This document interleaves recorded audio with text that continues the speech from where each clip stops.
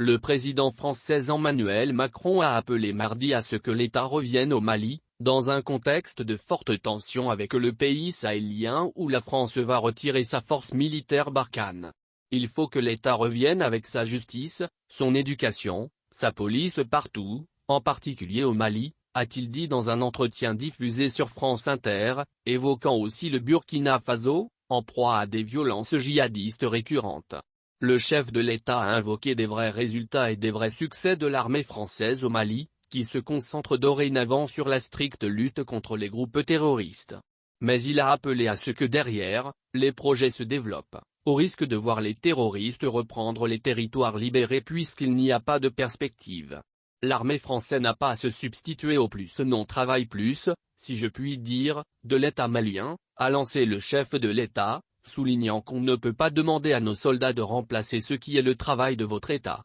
Nous ne sommes pas le peuple à sa place, a-t-il haché, plaidant que vous ne pouvez pas bâtir l'histoire d'un peuple en agissant depuis l'extérieur et en se substituant à sa souveraineté.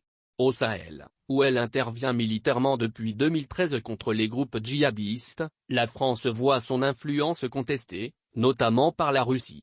Le président français avait qualifié jeudi de honte les accusations d'abandon du Mali par la France portées par le Premier ministre de transition Choguel Kokala Maïga à la tribune de l'ONU à propos de la réorganisation de la présence militaire française, avec la fin programmée de l'opération Barkhane.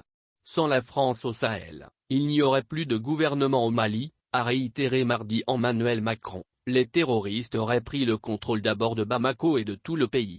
Emmanuel Macron doit participer vendredi à Montpellier à un sommet Afrique/France au format inédit avec des personnalités de la société civile africaine, dont malienne, française et de la diaspora, pour tenter l'éternelle refondation de sa relation avec ses anciennes colonies.